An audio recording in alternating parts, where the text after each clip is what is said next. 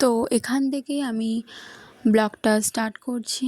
এটা এখন আমরা অটোতে উঠে গেছি, উঠে গিয়ে এখন আমরা যাচ্ছি। এটা আমরা আই থিঙ্ক, আমি নামটা জানি না, এইখান দিয়ে হয়তো আমরা যাচ্ছি, যে মেন রোড আমাদের, ওই মেন রোডটার নামই আমি ভুলে গেছি।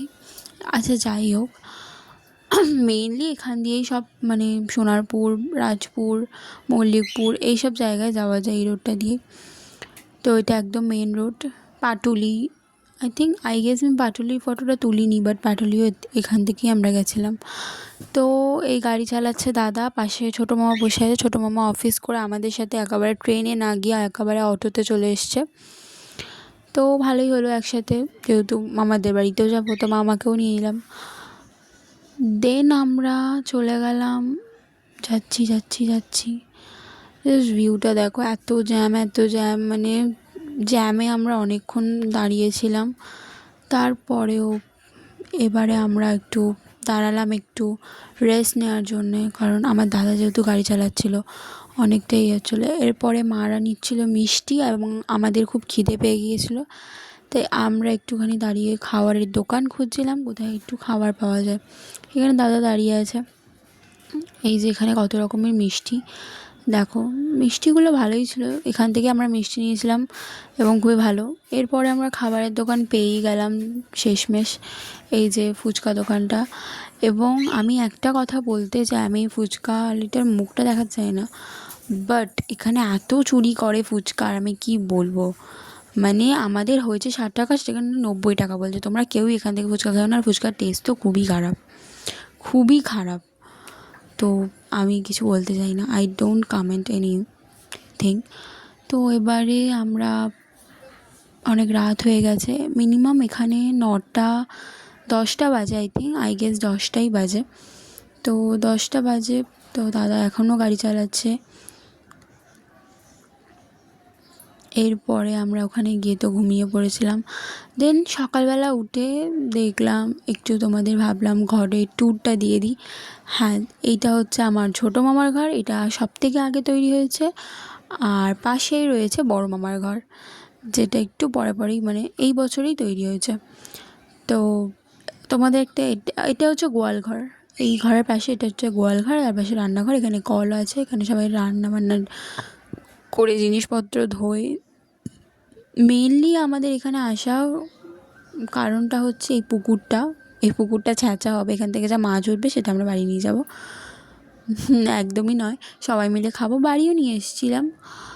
তো এই যে চারপাশে ক্ষেত জমি। এবারে তোমাদের এই যে আমার ভাইপো বদমাইশি করছে, এখানে আমার বৌদি, এইখানে রান্নাঘর, আর এই যে গোয়াল ঘর, তোমাদের তো আগেই বললাম। এরপরে আমি তোমাদের যেটা বলতে যাব সেটা হচ্ছে ইন্টারেস্টিং ফ্যাক্ট, যেটা আমি বললাম এই ঘরটার স্পেশালিটি, সেটা হলো এই ঘরটা, মানে এই জায়গাটায় যে একটা বাড়ি দাঁড়িয়েছে, এখানে আগে নাকি কেউ থাকতো না। মানে এখানে একটা ক্ষেত জমিই ছিল বলতে গেলে। তো আমার মামারা মানে 1-2 জন আসার পর তারপরে এসছে। তো এখানে ভয় লাগে, বাট অতটাও নয়, মানে খুবই ভালো জায়গা, শান্ত পরিবেশ। এরপরে আমি ছাদে চলে গেলাম। ছাদে গিয়ে তোমাদের ফ্যাক্টটা যেটা বলবো ঘরের, সেটা হলো এই ঘর দুটো আলাদা, বাট ছাদটা মিল করা। ইয়েস, ঘর দুটো আলাদা, ছাদ মিল করা। এটা আমার খুবই ভালো লাগে। এই যে পুকুরটা দেখা যাচ্ছে আমার মামাদের, আর এই যে চারপাশে জমি জমা, মানে এত ফিলিং, ওয়েদারটা ভালো কি বলবো। মানে এখানে এসে তোমার গরমই লাগবে না, এত হাওয়া চলে, মানে যেহেতু একদম মাঝখানে। আর এখানেই শুনলাম তৈরি হবে এবারে একটা রেল স্টেশন, ওই দূরে, আর অনেকটা দূরের জায়গায় জমিতে। তো ভালোই হবে এখানে একটা রেল স্টেশন তৈরি হলে। তো জানি না কবে তৈরি হবে, বাট যখনই তৈরি হবে আমি তোমাদের দেখানোর চেষ্টা করব। এই যে এই কালারটা মিক্স খেয়েছে, এইখানেই আমাদের এটা হচ্ছে আমার ছোটো মামার বাথরুম। বড় মামার বাথরুমটা এখন রেডি হয়নি। এরপরেই শুরু হলো আমাদের মাছের জাল ফেলা। এই যে মাছের জাল ফেলা শুরু হলো, এইবারে ধরবে মাছ। ইয়েস, এইবারেই মাছ ধরা হবে। এই যে এখান থেকে একটা দেখতে পাচ্ছ সবুজ রঙের, নীল রঙের, সরি, নীল রঙের একটা পাইপ গেছে, ওখান থেকে জল টানা হচ্ছে। আর এখানে এটা আমার হলো মেসো, মেসোই মাছ ধরবে। মেসো আমাকে দেখে হাসছে আমি ভিডিও করছি বলে। আর এটা আমার ভাই। এখানে আমার মাছটা ধরা হবে। ওখানে শুনলাম, মানে যেটা জায়গাটা দেখছো মেসো করছো, ওখানে অনেক চুনো মাছ রয়েছে, অনেক মানে ছোট মাছ, তোমরা জানবে কিনা জানি না, এটা ছোটো মাছই রয়েছে অনেক, যেগুলো বড় হয় তারই ছোট মাছ। আর ওই জন্য ওটাকে মানে চারদিক দিয়ে ঘিরে দেওয়া আছে যাতে ছোটো মাছগুলো পালাতে না পারে, ওখান থেকে সব ক্যারি করা হবে।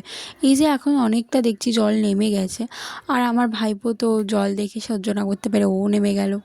এই যে কত মাছ উঠেছে দেখো, জালটা দেখো, এবার নিয়ে আসবে মেসো দেখবে, মানে এত মাছ উঠেছে, মানে বড় মাছ আছে, একটা বড় মাছ পেয়েছি, সেটা আমি দেখানোর চেষ্টা করবো। আমি ক্লিপ নিয়েছি কিনা জানি না, মনে হয় নিয়েছি, এর মধ্যেই সেট করে দিয়েছি।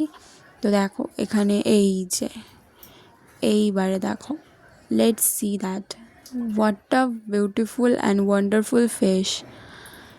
লিটারালি এর কালারটা হয়তো বোঝা যাচ্ছে না, বাট লালচে লালচে কালার। এটা হচ্ছে রুই মাছ আই গেস, বাট একটা রুপোলি রুপোলি কালার, জাস্ট অ্যামেজিং।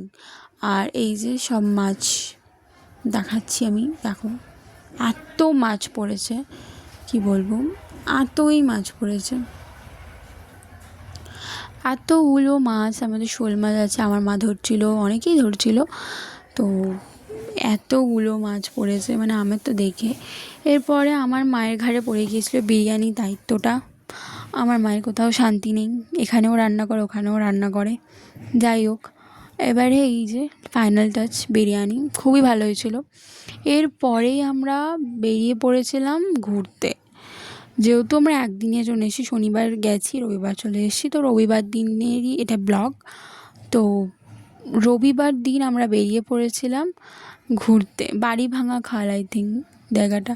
জায়গাটা এত সুন্দর, এত সুন্দর। এই আমার ভাই তোমাদের বলছে আম খাবে কি না। যাই হোক, এবারে এখানে মানে চাষটা মনে হয় খুবই ভালো হয়েছে, কিন্তু সব ধান কাটা হয়ে গেছে তখন আমরা এসেছি।